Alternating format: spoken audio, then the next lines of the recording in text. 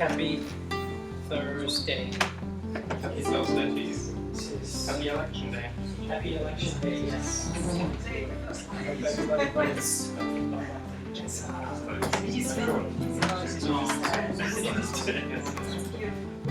doing election tonight.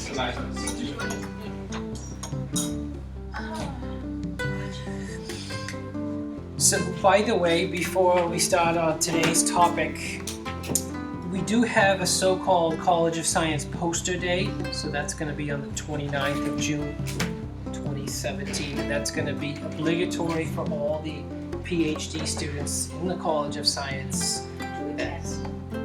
Well, to prepare a poster. That's not true. I actually panicked in April when you sent around that email, and I contacted, I think Diane Mitchell is responsible, and I said I have nothing to present. She said, "Oh, that's a pity, but don't cry." Okay, who's Diane Mitchell? She is apparently responsible for the PhD in the College of Science, and I'm a human geographer, so I contacted her. I don't know who she is. Well, So I the can person, forward you the email because I was afraid this would come up again.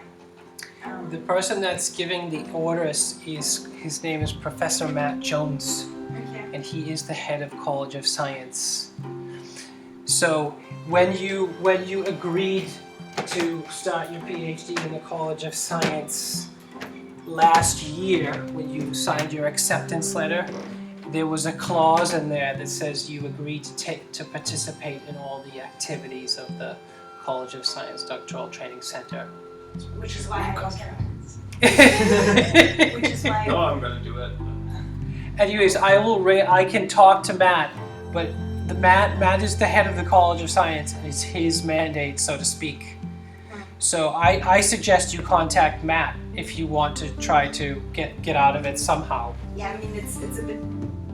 We had to have signed up by now anyway, and I'm not signed up. So.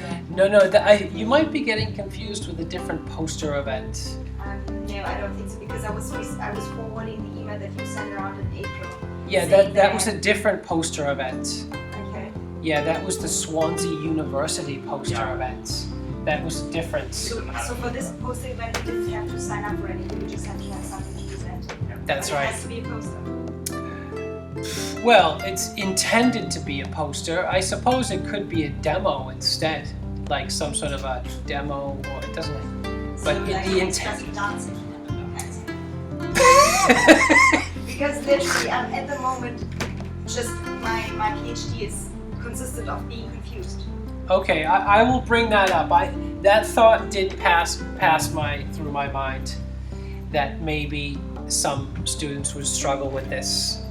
So I will talk to Matt, but I guess what I'm conveying are my orders to organize this event for this a day under these circumstances from my boss. See, and I thought we were supposed to attend definitely and present if we could. That's what I thought. That you got confused because that was the Swansea University poster event, and I did forward that email to you saying, oh, this would be a great thing for you to participate in, and if you do participate in this, then you can use your poster again for the College of Science event. Well, sorry Yeah, for yeah. accusing you of lying. That was just misleading. I lie all the time. No, it's fine. I can ask Matt how he thinks this kind of scenario should be handled. But on the other hand, it's not very difficult to organize a poster.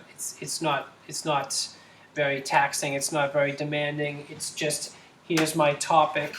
Here's what I intend to do. Maybe you haven't finalized your literature survey yet, but you can say, here's the literature survey that I'm working on. Here is the things that I'm working towards. You know, that would be the idea. Like, you wouldn't be expected to present scientific results at this point. This is what I intend to do. This is my topic. That sort of thing. And the other thing is, it is also to get you sort of moving. I think that's part of the idea, is oh wow, it's already the end of June and I still have lots of things to sort out. Like, yeah, that's part of the idea. Like, oh, I have to start thinking. Like, I really have to start making progress on my PhD. A year, it's going to be a year very soon. And I really have to have something to show at the end of the first year. That's part of the strategy too, is to get the ball rolling. Anyway, we're going to announce more details about that very soon. And Can I ask you another question about that? Yeah. I'm not here because I'll be doing field work. So Okay. what's the protocol? I don't know the answer to that yet, but I can ask. Maybe we postpone it by 3 months. That should be I can ask about postponing it. Sorry, I was trying. No, it's fine. It's fine, and see what the boss says. Yep. Okay, I can see everybody's really excited about the poster events. That's good. So, shall we talk about the fun stuff? This is a fun topic today. So the topic today is using visual social media to promote your research. So you can imagine doing this when you've made progress. I can tell you that for the visualization group at Swansea University in the College of Science, this stuff that we're about to go over is mandatory. It's not optional. They have to do it.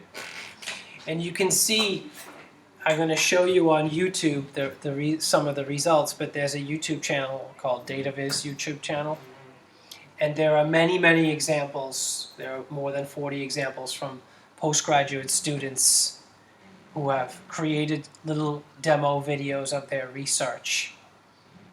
And now they get viewed all over the world, right? And I show them all the time.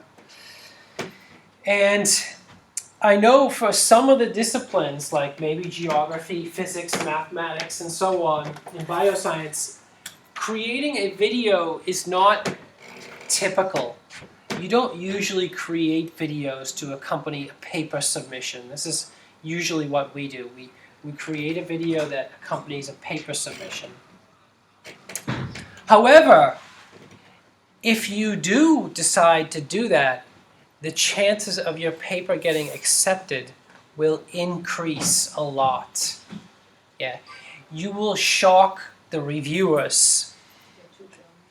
The reviewers are going to think, wow, I never see a paper submission with a demo video. This is the first time I'm seeing this. And immediately they're going to get this feeling, this happy feeling, like, wow, this is something special, right? So even if it's not traditional, I encourage you to experiment with this and give it a try, and you'll be surprised. I think you'll be pleasantly surprised. The other kind of idea behind this lecture is that it's all free software, right? We're just using the things that were already sitting there right in front of us. We're not buying any special equipment. We're not buying any special software. We're just using the things we already have. So no money. We're not spending any extra money. So it should be free. That's the other thing, right? We're going to do a live demo right here, no special hardware. Well, you have to have a camera, I suppose. Well, if you have a Mac, it's got a built-in camera, right? If you have a Windows machine, do they have integrated cameras these days, the Windows things? Some of them do, right? Most laptops have integrated cameras these days. A webcam costs like £15. You could get one for £10 probably. But most laptops nowadays have built-in cameras. The Mac has had the built-in camera forever. What, I think at least 10 years, probably longer. So we're going to use all free stuff, all the stuff that's already sitting there, already available. Any other questions before we start? So it's going to sort of consist of three things. QuickTime, the QuickTime software, which we use to record the movie. Then iMovie, which we use to edit the movie. And then YouTube, which we use to show the movie, right? And maybe you don't have QuickTime or iMovie, right? But any recording software is fine. So every camera is going to have an associated piece of recording software with it, and that can be used. Or you can use a video that already exists. You don't have to necessarily record your own video. You can edit some other video, right? So right now I'm going to demonstrate QuickTime on this Mac sitting here. A lot of people know that they can use QuickTime to play movies, but they don't always know that you can use QuickTime to record movies or record screen captures of things happening and so on. Right, so that's QuickTime. And then if I want to record a movie, I just hit New Movie Recording. And that's it. Right, so nothing special. I'm going to just resize the window. And there's the camera right there in front of me, and then when I want to record, I just hit the record button right there. So I'm recording now. Yeah. And I'm going to have to be very careful. I'm going to try to turn the camera around very slowly so everybody can see. You have a right to that movie then. Yeah, so you're being recorded right now, right? No escaping. And I'm gonna put it back down and stop. And I'm gonna save the movie. So I just created an amazing movie.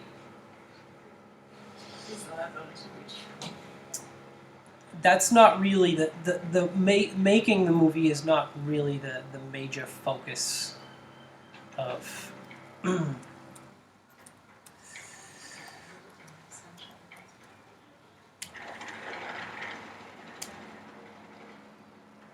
So there it is. Now I'm going to do something else. This is for the movie that I will create for this seminar. So you can also use QuickTime for capturing your screen, right? If anybody's watched the Tableau tutorial from last time, this is how I created the Tableau tutorial. Could you show that? How you can you create a film of what you're doing on the screen? Yeah, that's what I'm doing right now. Ah, cool. Thank you. Yeah, I'm using QuickTime. I just hit New Screen Recording, Okay. and then I hit Record. Click to record the full screen, drag to record the part of the screen, right? So it's doing a screen capture right now. Right, now I'm going to use this to make hopefully a recording of this lecture, right, and upload it to YouTube. But that's later. That's later on. So next is iMovie. So I want to edit the movie. So iMovie comes with the Mac.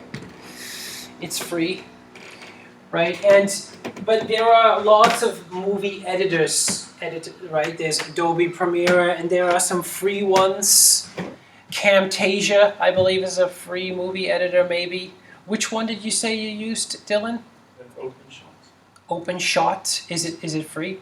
Yeah, it's a Linux. Okay. And have Chow, which one do you use?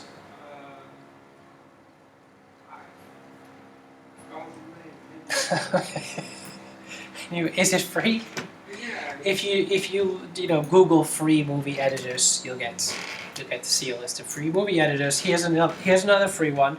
So let's create a new movie. This is the start screen. It's going to be just a generic kind of default movie, nothing special, right? And we get this interface.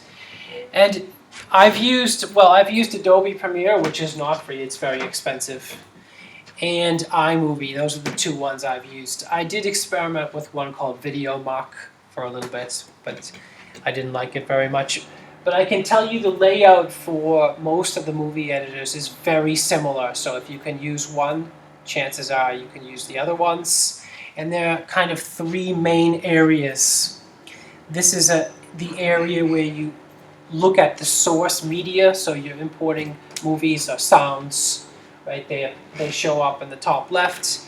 Then there's a timeline down here where you're doing the editing and you're defining the relationship between the different sources and how they relate to each other over time. And then there's a preview window. So we're going to see all these things in action right now.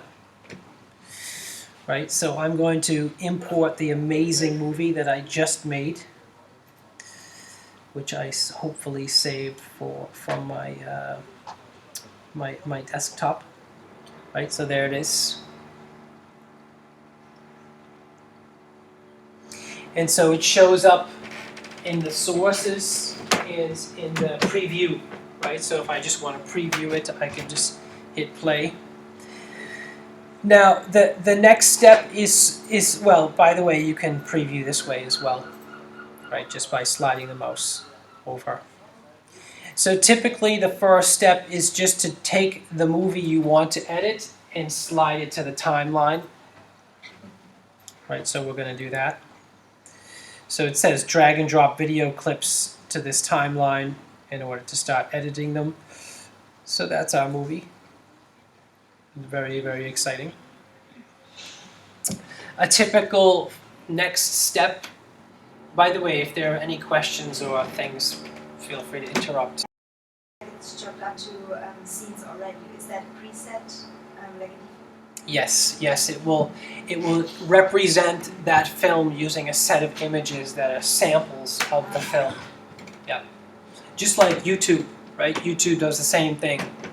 You notice that, well, you can change those images on YouTube, but YouTube does something very similar. So yeah, this is a snapshot from early on, and this is a snapshot from 30 seconds later, and so on. Right? But yes, interrupt at any time with questions. One of the other things I really like about this lecture is this is so useful, but the movie editing software is not intuitive at all. It's really not. I remember just firing up Adobe Premiere when I was a PhD student, trying to use it, and it was not very nice. It was not a nice experience. I was really studying the manual and stuff like, how the heck does this stuff work? So it's really, I wish somebody had given me a little tutorial. So a typical next step is just to add a title slide at the beginning, right? And there are lots of default kind of configurations and styles for title slides, right? We're just going to, you can select from all these different kinds. Right, there's the Star Wars one. I've used that before, by the way. If you want it to look like the Star Wars, intro to Star Wars. It's very cool.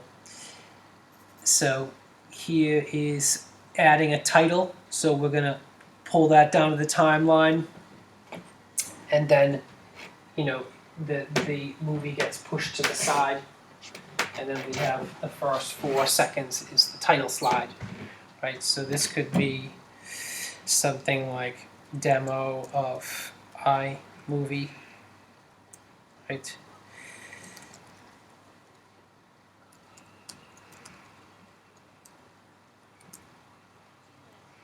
Right. And that's our title slide. Right, and we can change the duration. It's got a duration by default of 4 seconds, and we can do a little preview, right? If we click on the timeline, this is the sort of the controller of the time, and then we hit play, we can see what it looks like, right, as we're editing, and then the time slides over.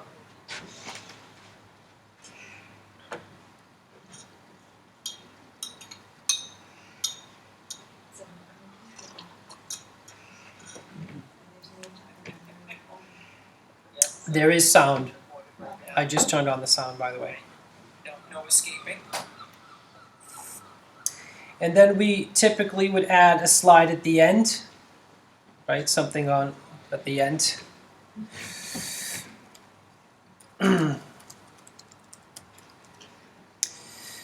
So feedback is welcome. And then I usually, well, you can put something there if you want. So that's a complete movie. So that's all you need actually for just a very, very basic movie. That's like all the steps that, well, not all of them, but just that's the basic stuff right there. Question? Could you combine the video feed with another sound strip? Yes, yes. So we're gonna do that next. We can do that next. We can add like music, for example. So let's add music. So I would go, well, I typically go to My Media, and this is the import button that lets you like just choose something to import. So we can look for some music, for example. I hope there's some music somewhere that's not too difficult for me to find. There is some music here. Yep, that's a good one. So this is importing an audio file, and this is a this is a non-copyrighted song. What's so funny?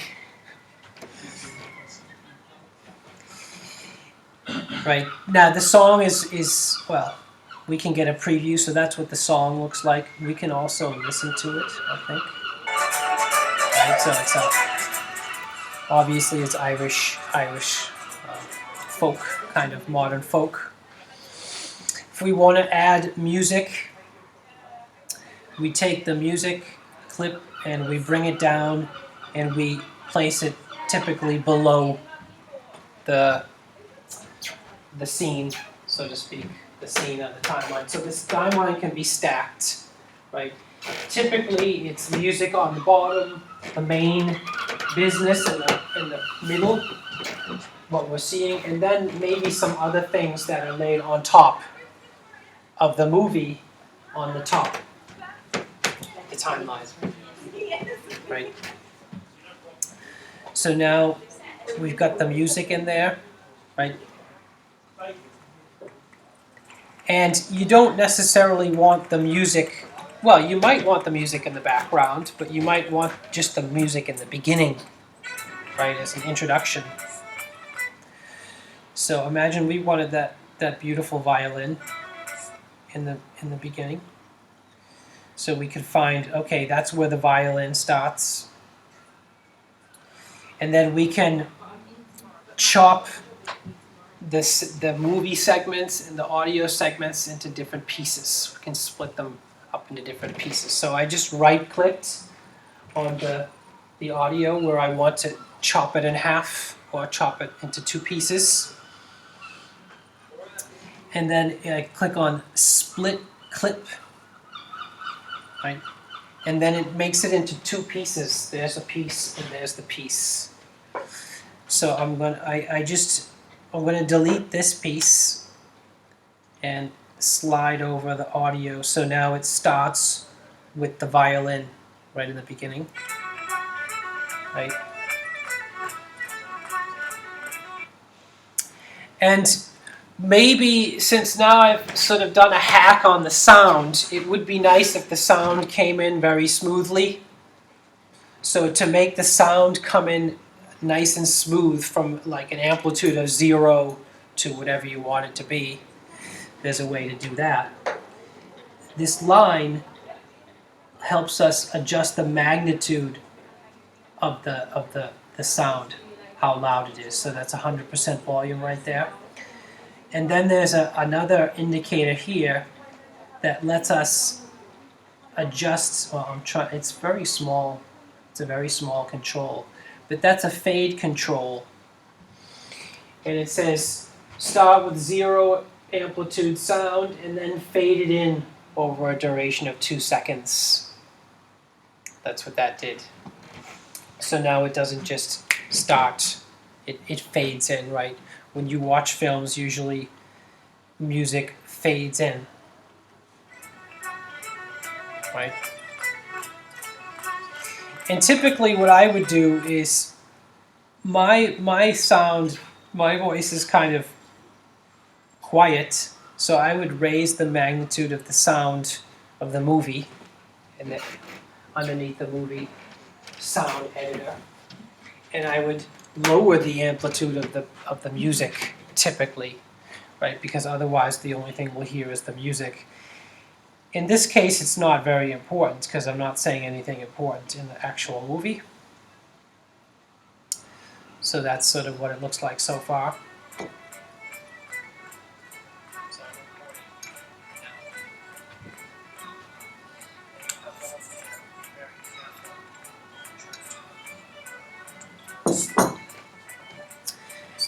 And if I want the sound to stop at want the end of the music to coincide with the end of the film, I clip the audio again right at the end of the film.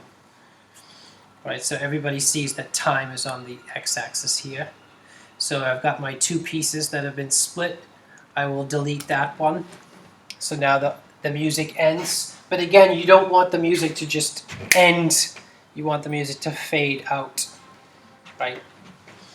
So I adjust the fade option on the music. So when we watch it, the music will fade out. So if I'm here, right? I guess you can't hear that, can you?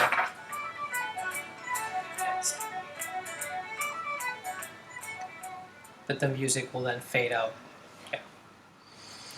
And something a little bit more subtle for the film as well. We don't want the sound to just pop on as well. We want the sound in the film to actually gradually, raise an amplitude or volume. So there's a fade in mechanism for the sound on the film too. Right, so you don't have abrupt audio transitions in the actual film. So I just adjusted the fade in on the actual film clip too. And the same is true for the exit. You don't want abrupt exits, so I can set, a fade out of a few seconds at the end of the film clip too. So now I have smooth transitions coming in and smooth exit transitions.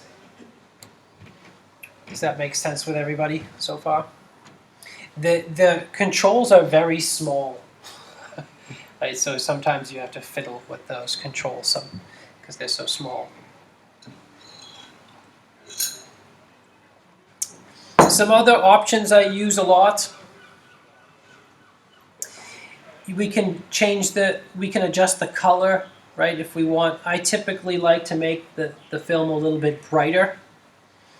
So this is the color adjustment, and this is the knob we can use to increase the brightness. So that makes it brighter. And the other sliding knob, this one, is the contrast. So that will typically slide with it, right? Because as you make it brighter, you also want to increase the contrast.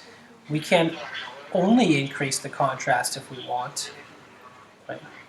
Or decrease it. But this will set both. We can make it dark. And if we're not sure what just happened, we can reset it back to the original values. We get lost in parameter space. That it's very easy to get lost in parameter space in the movie editor because there are so many different options.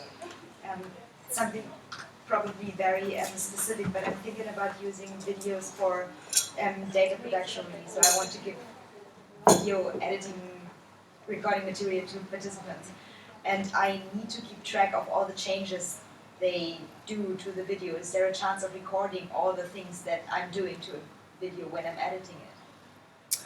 Yeah, you could use the screen capture, right? Yeah, but if okay.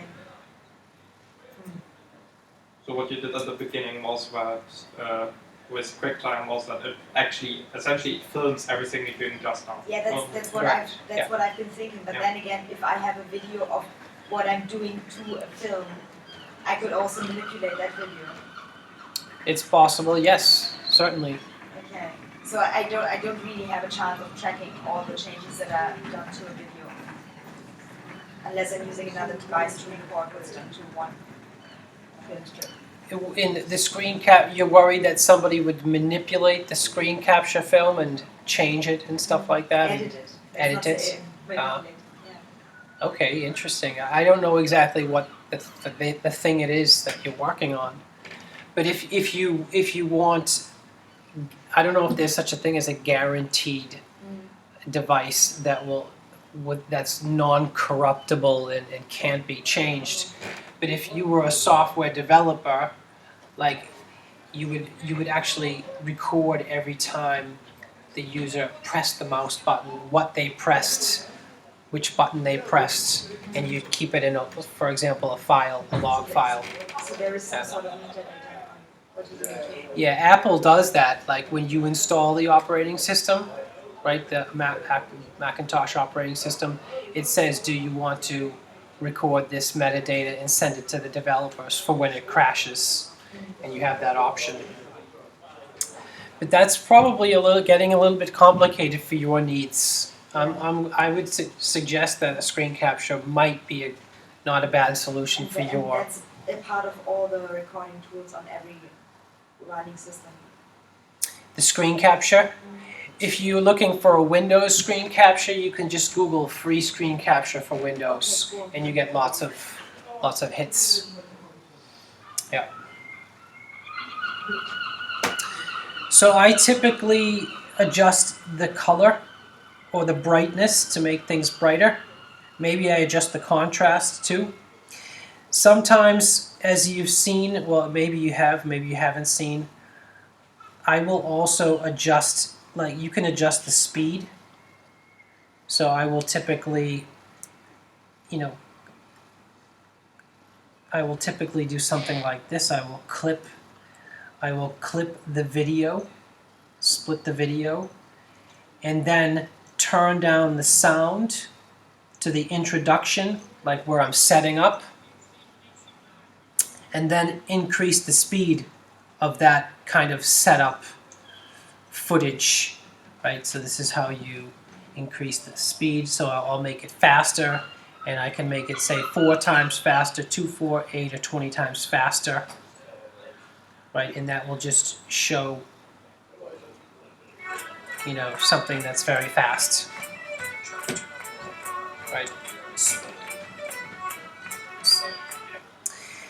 Another option I use a lot is not a lot, but that's very useful, is this is to steady the camera. So I just picked up the camera and moved it around like this, and it's kind of shaky. There's a function that lets you stabilize the camera, which I have used before, and it can be very useful. We can try to actually see the effects. So I'll just, I don't know, we'll try and see if we can actually observe the effects of steadying the camera with that option. So now this is without the steady function. And then we can click on the clip, hit the steady, and then say stabilize the shaky video. It can be very useful. It does take some time to process. And there's a user option, like the amount of stabilization you want to apply. And if you're into computer graphics, you'll have an idea about how this works. It just crops out the edges, right, and then focuses on the middle. Right. I don't know how long it will take to do this 2-minute clip or whatever, but see, it analyzes the film for the dominant motions. So it tries to see if the motion is shaking in the vertical, longitudinal direction or the latitudinal direction, and it will try to stabilize that. I use that for the project fair video, the computer science project fair demonstration video, because I'm moving the camera around. One time I actually tried to hold the laptop in my hand, and talk with people. It was way too shaky, and this feature actually saved those clips from being put straight into the trash. Okay, it might have finished, so we can try watching it again and see if we notice the difference. You can notice the difference. I certainly have. I can already see it looks. You can already see it looks smoother, but you can also see some aliasing artifacts too sometimes, right? So it does take out the high frequency shaking quite well, actually, and it can save some of your shaky video things. So those are sort of the most typical things. The slowing down, the speed up. I don't use. Oh, this one is for the audio, and this is also quite useful. If you have a lot of background noise in your audio that you want to reduce, you can filter the noise. So that's what this one does. And here it also has reduce background noise option, right? And there's a user-defined threshold as well that lets you decide how much. The trade-off is always it will reduce some of the good sound too. So you can eliminate the good sound too if you reduce too much audio.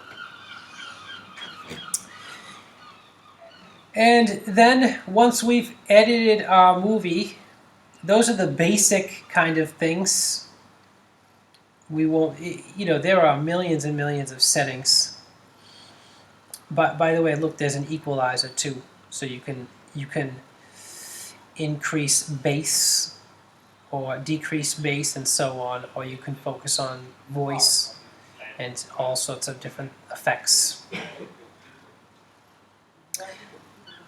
Question? And I could also import video or image files into the video that's on. So if I have to, I don't know, if I don't want to blur a face but I want to have this black bar, I can import an image of a black bar and just move it across the screen. Mm-hmm. Okay. You can also make very nice movies of still images, right? That would be something you could do easily with a paper submission. Some papers you can summarize just by importing all the figures. You have the title, show a figure for 10 seconds, show the next figure for 10 seconds until you've shown all the figures. The end with a little nice background music.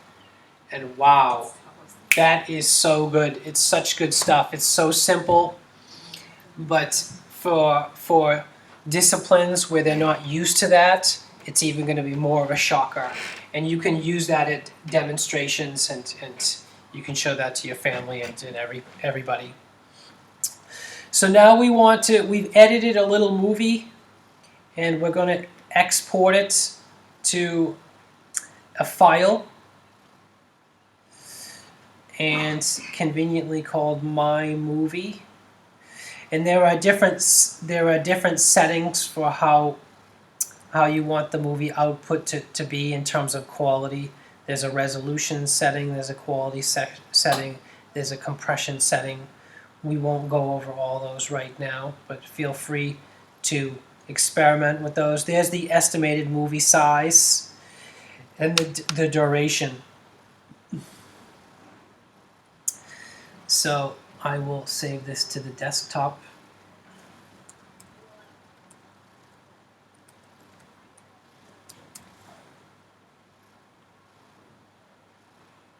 And then this is the part that takes the longest, is saving a movie to a file, right? Exporting it to a file. And this is a little progress bar that lets you know how far along you've gotten. But yeah, this is what movie editing takes a long time. Well, it can take a long time. And after doing this, I really do wonder, like, how is it possible to edit something like Lord of the Rings? Like, how is that possible? It must take so many hours of really intense editing. I just don't know how they can do it.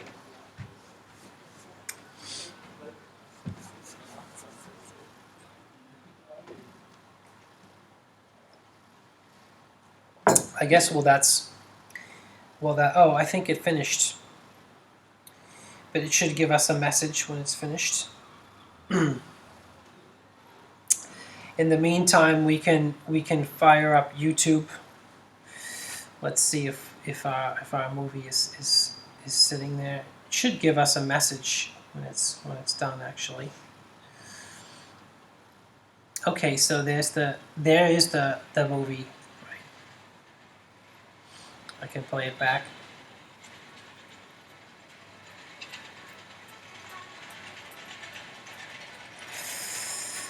And it's like a selfie. It's like a selfie movie. It's a dream. Anyways. So let's upload it to YouTube.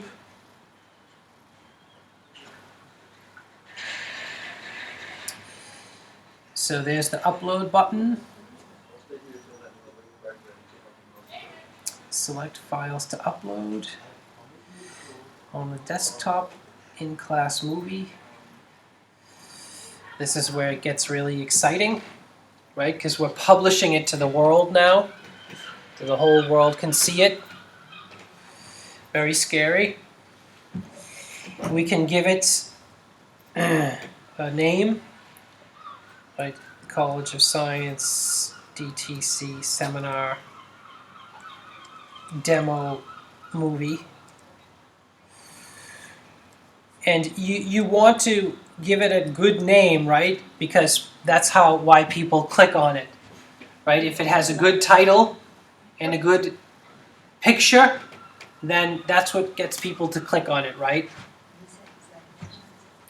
So YouTube will give you 3 example images. Probably this one is the best. Probably that image will get people to click on it. Right, so I can choose one of those, and then you'd put in an amazing description and tags, right? Tags, College of Science, and so on, right? And then you hit publish, right? And we can watch it now. Right? And we can we can edit that thing more if we want to. Right, so this is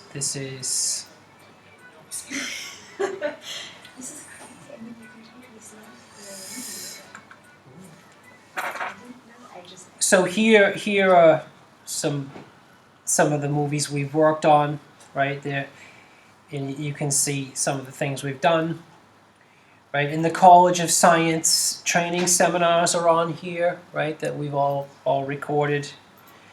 And this is the Tableau, right, the Tableau seminar we gave last month. And you can look at who's watching the movies, how often people watch them, where they're from, and all these sorts of things. Right, so this is the last 28 days. These are the YouTube analytics. Right, and these are the movies that people watch on the DataViz YouTube channel. You just never know. Personally, I can never tell what people are going to be interested in, what they're going to watch, and so on. But I got a question from a student in Asia about the Wasserstein metric. And he asked me, and I said, okay, this is something I'll need a whiteboard to explain.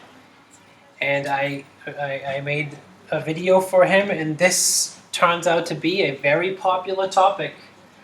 Lots of people watch it. Lots of people watch it all the time. I had no idea that people wanted to know about that. Right? Funny enough, how to read a scientific research paper. Very, I knew that was in high demand. That's one I actually knew. Oh, I know that there's a global audience for this material. We can look at like the lifetime as well. So lifetime might be more interesting. So this is like all the videos, not just the last 28 days, but over the last couple of years. So this video is from the DataViz module. It's about comparing two computational techniques, raycasting versus ray tracing. A lot of people want to know the difference between this. This is certainly not all students at Swansea University. So this video gets, I don't know how many hits every day, but a certain number of hits, 10, 20 hits every day, right? And it's been viewed for 15,000 minutes, or getting close to 16,000 minutes. So it's you reach a wide audience. What can you say? You can reach a global audience.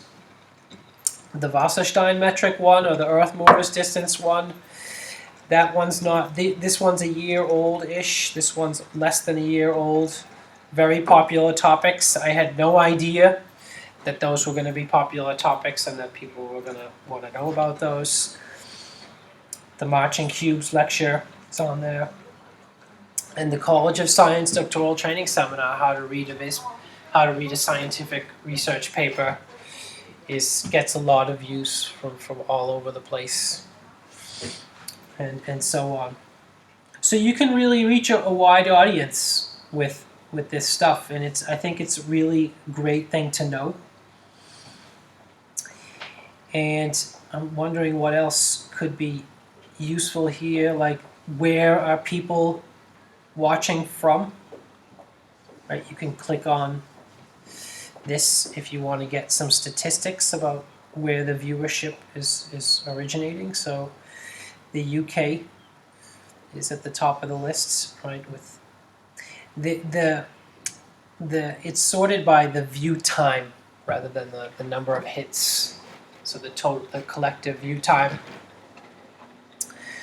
So yeah, the UK is the number one. Not a big surprise. A lot of viewers in the US. So I would not have guessed that India is the third viewership.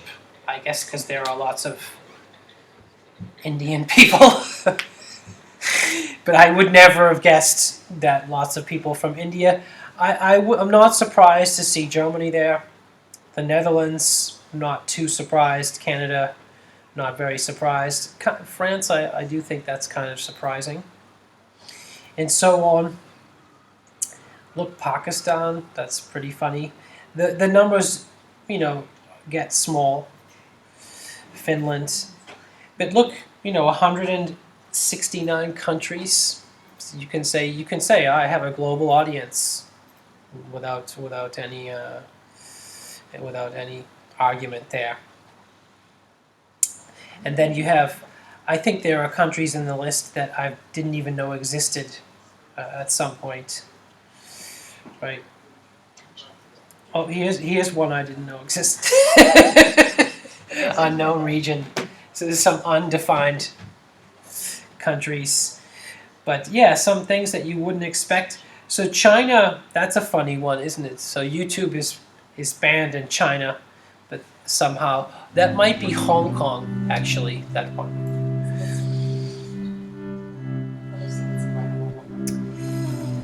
And just for the fun of it, we can go to like the obscure things at the end. Let's see what the obscure ones are.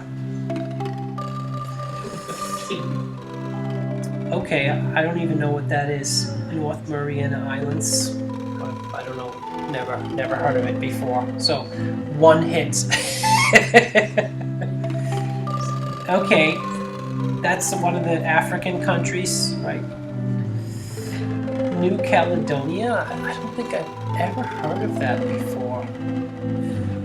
Okay, I have Jersey, Faroe Islands. So, not a lot of hits from those countries, but some pretty obscure places.